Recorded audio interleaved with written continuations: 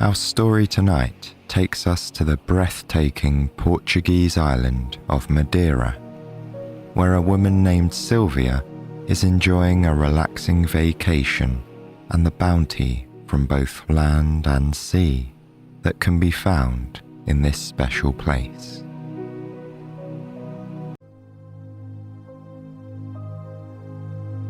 So, my friends, it's time that we settle in and get nice and cozy in bed, ready for a good night's sleep. As any long-time listeners will know, I still find it difficult to switch off and get as much sleep as I'd like myself. One thing I find to be very effective with helping me restore a calmer mind frame is a repeated affirmation of sorts, and I'd like to share it with you now. So, breathing as steadily as you can, trying to regulate a consistent pattern. You can reassure yourself that there is no danger in the here and now. No harm will come to me in the here and now.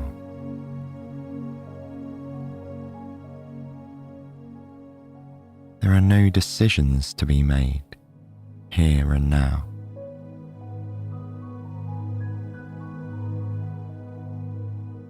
I am free to rest here and now.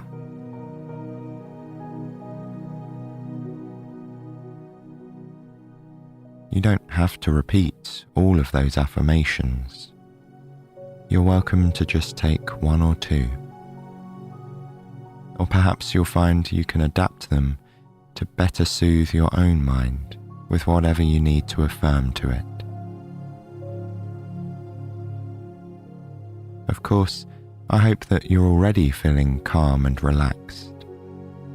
And if so, just maintain those consistent, gentle breaths and simply communicate to your mind, I am relaxed and ready for a deep, restorative sleep.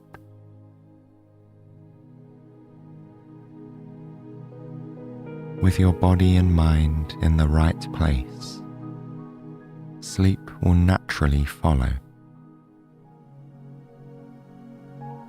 So, let's make our way to Madeira. It's the perfect place to land if you want a getaway. And that's what Sylvia is doing right now. She's just landed and is sitting in the back of a taxi from the airport.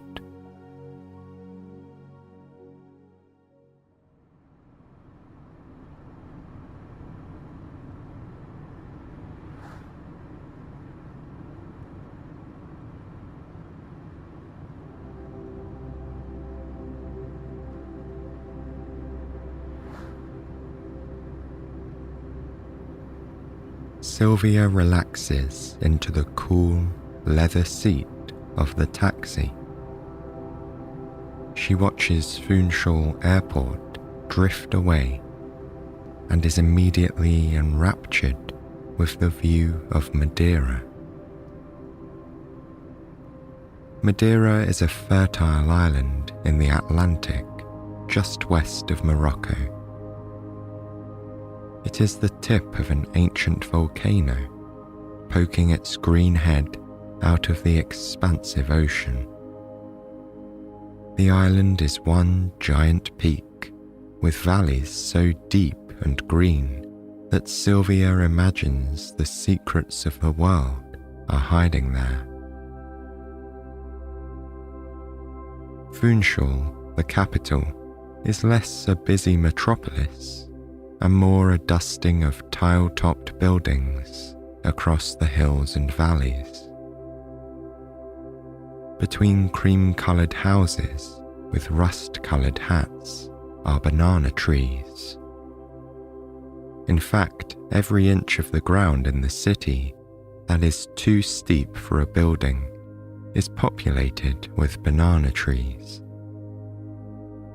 The bunches of still green bananas are covered in protective canvas bags, like sacks of presents waiting to be opened. Sylvia can't help but be amazed at the way the roads twist and turn gracefully with each hill and valley. Tunnels and bridges are numerous, but each piece of infrastructure on the island seems to be designed to preserve the natural beauty of the mountainous terrain. As the taxi goes through town, Sylvia spots a local park filled to the brim with more plant species than she has ever seen in one place. There are huge cacti standing like sentinels. There are sprawling succulents 1,000 times bigger than the little ones she manages to grow in her apartment back home. There are elephant ear plants with leaves so large she could wrap herself in one.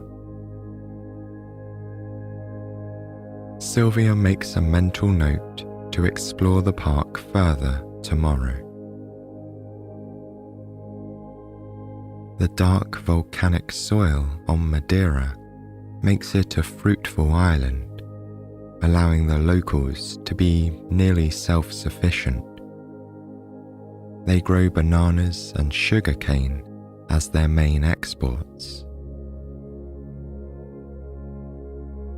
The smaller neighbouring Desertas Islands are still uninhabited, but teams of locals sail to them in turns to act as custodians of the wild flora and fauna. Madeirans take great pride in caring not only for their own island, but also for the Desertas. Sylvia's taxi drops her off at the marina. She thanks the driver for the ride, his good service, and for taking her luggage to the hotel for her. He tells her to have fun and thanks her for visiting Madeira. Sylvia walks from beneath the shade of massive palm trees and onto the boardwalk. It is lined on one side with boat tour companies, seafood restaurants, and bars. On the other side are boats of all kinds floating peacefully on the glistening water. Sylvia has a few minutes before the first event of her vacation and decides to get a closer look at the water. She perches on a large grey rock that juts out from the boardwalk and peers into the water. It is clear and clean, like a piece of aquamarine glass. Sylvia notices some motion just under the surface. She watches the crabs going about their activities. Some relax in the sun, while others seem to be engaged in serious crab business. Before long, Sylvia leaves the crabs for a dolphin and whale watching tour. She and a few other tourists put on life vests and take their seats in a bright yellow boat. The skipper and the biologist that lead the tour welcome everyone on board. The biologist, a local woman named Carolina, tells them that the morning boat tour saw a lot of animals, and she is hopeful for the same this afternoon. The skipper, Antonio, expertly guides the yellow boat out of the marina and into the open ocean. They stay near the shore, following the coast around the island. From here, Sylvia can enjoy the beautiful landscape from a new perspective. Outside of Funchal, there are great swathes of mountainside covered in emerald green vegetation. Around the peak of the mountain is a permanent crown of fluffy white clouds. The clouds seem soft and weightless. They remind Sylvia of a picture of herself at age 5, sitting in the bathtub wearing a crown and a beard of bubbles that weighed nothing at all. Sylvia turns her attention back toward the land. The island is larger than Sylvia realized, and she appreciates that much of the terrain outside the towns has been left wild. Sylvia closes her eyes for a moment and enjoys the energizing feeling of the sea spray and the wind in her hair. The boat slows outside a small village on the coast. Carolina tells everyone that another boat saw a seal in this area half an hour ago. She encourages everyone to be patient and keep their eyes peeled. After a few moments, Sylvia sees a little grey-blue head bobbing in the water. Everyone is delighted by the sight of such a normally shy creature. The seal examines their boat curiously. Sylvia is struck by its large, soulful eyes. The seal snorts playfully at the boat before disappearing into the blue water. As Sylvia and the other tourists turn to one another, they realize that they are all smiling with silent joy from the encounter. Carolina congratulates them on the experience, pointing out that it is rare to see a seal, even for her. Antonio takes the boat further out to sea, where they have a higher chance of spotting whales or dolphins. While there are a few companies on the island that run tours like this, all of them are fiercely protective of their waters and animal life. Carolina tells the passengers that they stay with a group of animals for no longer than 10 minutes so as not to stress them out, and they never go swimming with the animals during calving season. Carolina beams as she declares to the boat that calving season means a lot of babies are around, and to have their cameras at the ready. Just then, Antonio slows the boat and points to a particular area in the water. They have come across a pod of spotted dolphins.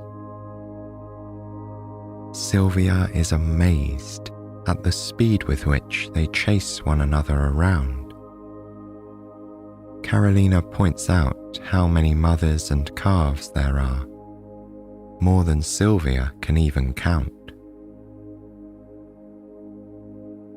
The spotted dolphins are recognizable by the spots on their sides and bellies.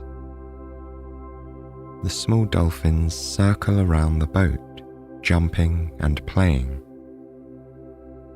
They are attracted to the yellow colour, but Carolina assures the group that this is also because dolphins are intelligent creatures.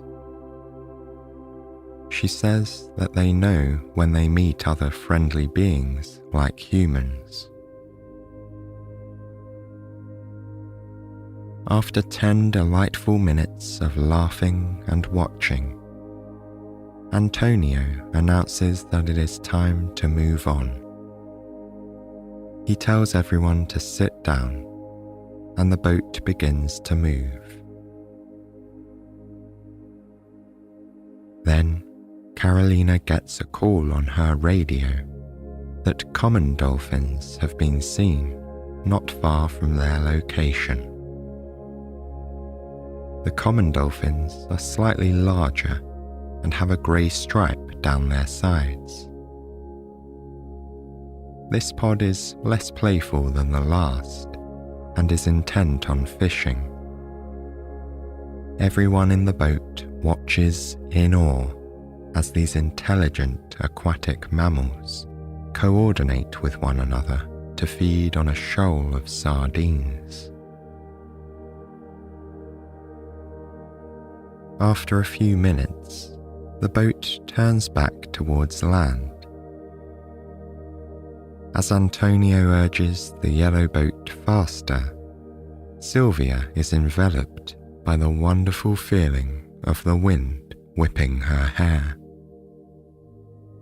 She takes a deep breath in, unable to keep a wide smile from breaking across her face, and laughs in pure joy. As the boat returns to the marina and slows, Sylvia reflects on the excursion. She is overjoyed. She has never seen animals that intimately out in the wild. Sylvia takes a moment to appreciate the way Carolina and Antonio put the safety of Madeira's animal neighbours first. She thanks them for an unforgettable day. Back on dry land, Sylvia decides to wander through downtown Funchal. She turns inland from the marina and follows the cobblestone streets uphill.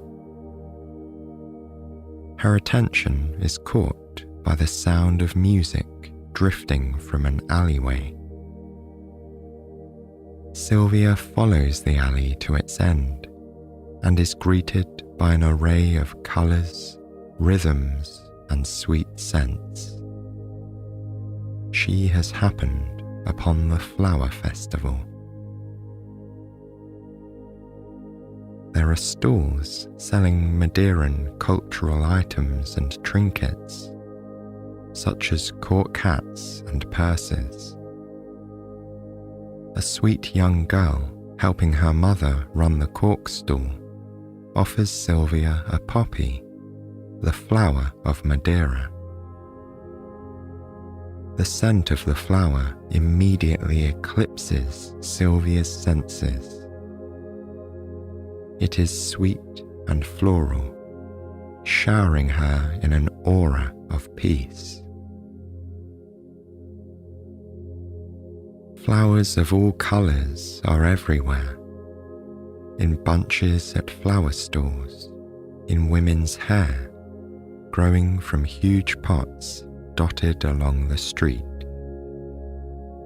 It is a heavenly walk through the sweetest perfumes. There are beautiful women in traditional outfits covered in flowers, their colourful skirts gliding around them as they stop to chat and take pictures with anyone who asks. They seem to be almost floating down the streets like brightly coloured angels. There is a small concert in the square with jazz music. Sylvia stops to listen to an older woman with a beautiful voice sing a lovely rendition of "Come Fly With Me." She feels as though she could fly to the moon with no help at all. As Sylvia wanders away from the busy streets and up the mountain, she appreciates the way the small alleys are roofed with flags or flowers. A pair of cats lounge in a pile in the sun. One of them opens an eye as Sylvia approaches and detangles itself. Sylvia pets the cat for a few minutes before it returns to its nap. Sylvia continues her walk up the mountain, following signs for a famous local landmark. She is enticed by the rumor of gardens so beautiful that they rival those of Babylon. It is one of the reasons she was so keen to visit Madeira. When she reaches the botanical gardens, she finds them even more incredible than she imagined. They cover a massive area with seemingly endless varieties of plant life. Sylvia starts at the top and slowly begins her descent through the gardens. Along the many paths are tiles set into the garden walls, depicting the history of Madeira. The tiles are all hand-painted and bright. Some areas simply have tiles with patterns, each one more complex and beautiful than the last. As she walks, flowers, shrubs, and trees vie for her attention. Sylvia is drawn to a twisted olive tree with a thick trunk and small blue leaves. A plaque at the base of the tree tells her that it is over 1,000 years old. It lived for nearly 500 years in Rome before the Romans brought it to Madeira and planted it on the island. Sylvia reflects on the centuries of history this tree has seen as she examines its white bark. Birds sing throughout the garden, and Sylvia can hear a peacock in the distance. She happens upon a small pond with stepping stones that take her to the peacock enclosure. A large bird calls to her as she approaches. He is perched on a branch nearly 15 feet in the air. His iridescent tail is draped behind him. Each of the feathers ends with an eye that shines purple, gold, and green in the afternoon sun. His blue-green body shimmers as he raises his head and gives another soulful call. Sylvia attempts to mimic his call and receives a ruffled look in return. Further down the path, Sylvia finds a red bridge that crosses a small creek. She stops and enjoys the view for a moment. From this point, she can see all the way down the botanical gardens, each level and path leading to a new statue or exotic plant.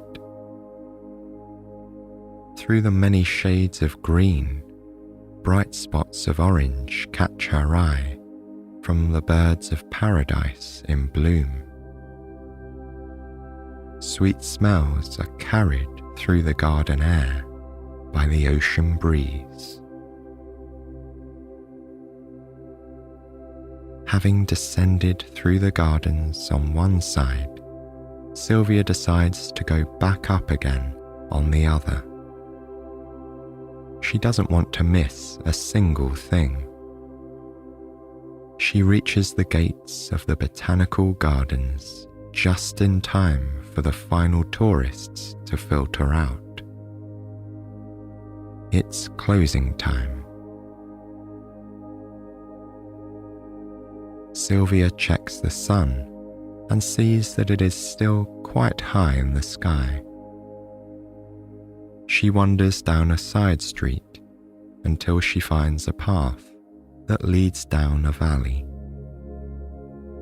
Sylvia can hear water in the distance and makes up her mind to find the source. Green moss grows between each stone of the narrow, cobbled path.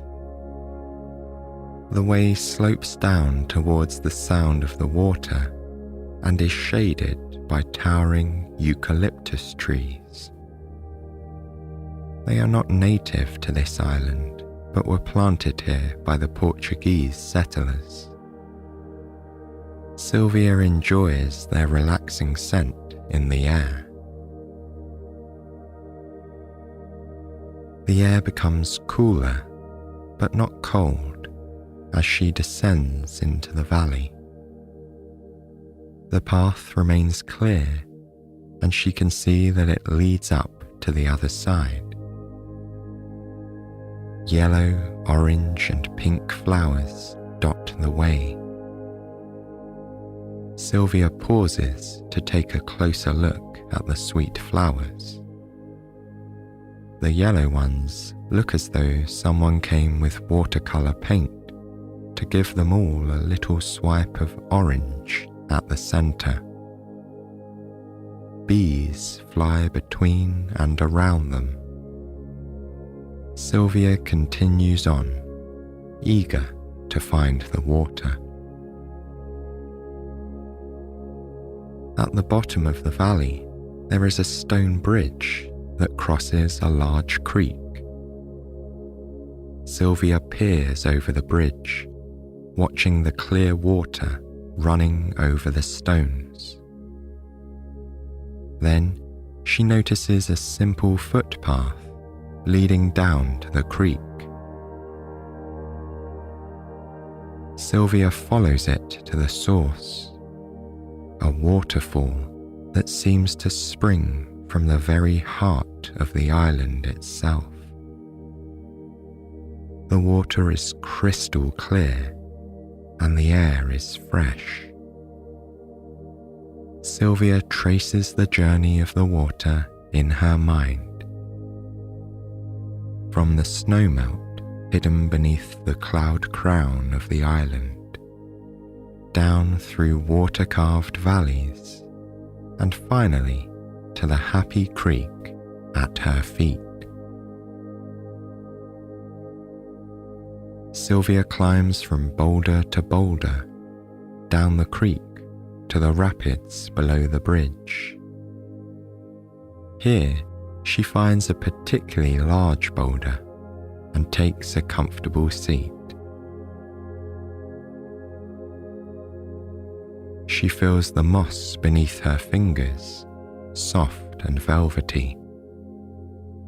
She listens to the sound of the water. Something within her is calmed by its familiar rhythm. Her heart rate slows and she breathes more deeply. She watches the water move slowly downstream.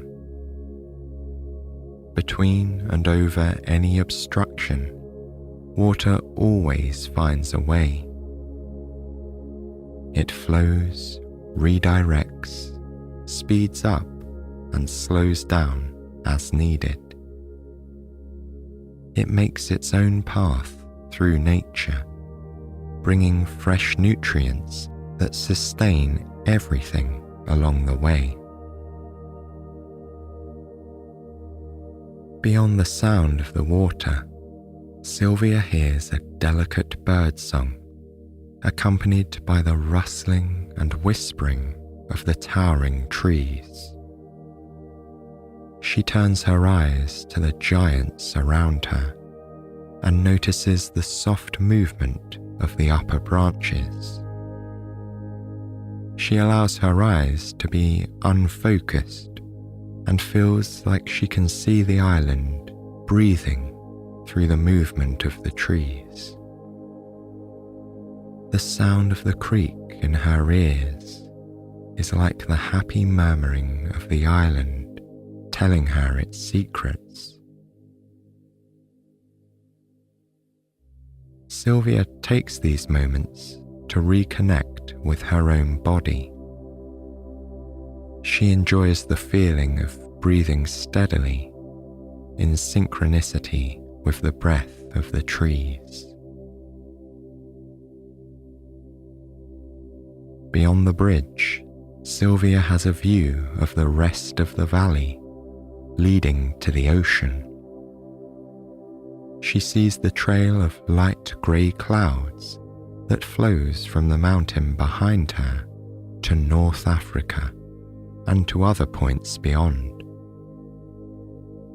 She imagines that the island of Madeira is sending out a bit of itself on those clouds, some of its peace and abundance.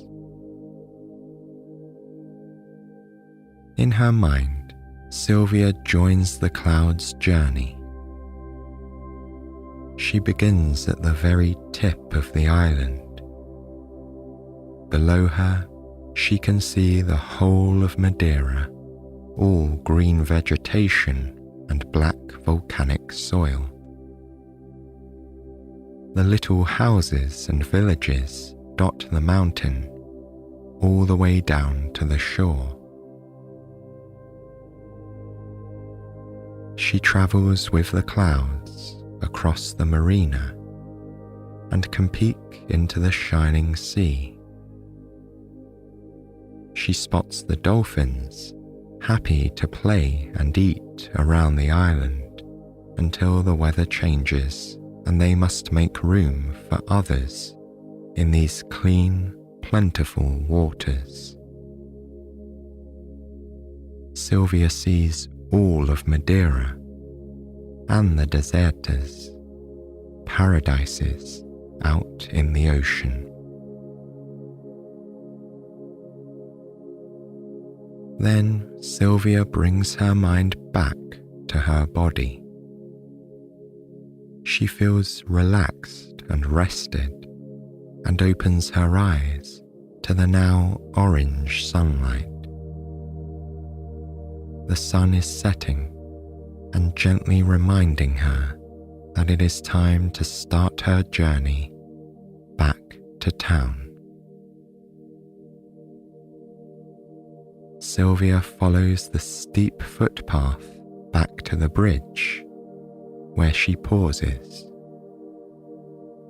She takes a moment to appreciate the creek and her secret time here.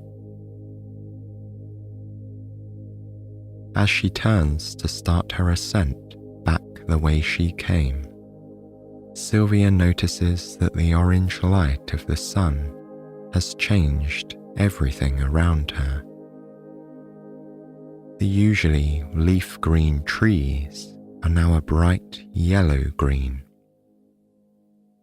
The dark earth is sun-kissed. Even the yellow and orange flowers seem to glow with an inner brightness. The sun reflects off each cobblestone, so Sylvia feels as though she is following a path of gold. Eventually, she arrives at the top of the path just in time to see the sun reach the horizon. Her way has led her to the top of the valley ridge, with a view of the west. The clouds over the ocean are painted orange, pink, purple, and yellow. Each colour blends seamlessly into the next, creating half a dozen new shades in combination. They are set against the sky, which fades from light blue to a beautiful violet.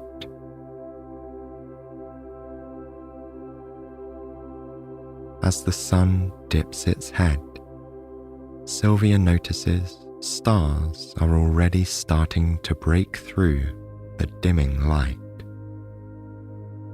She observes how the few early stars glittering in the sky mirror the sea below. With the sea and sky shining around her, Sylvia bids a final farewell to the sun and enjoys the end to her day on Madeira.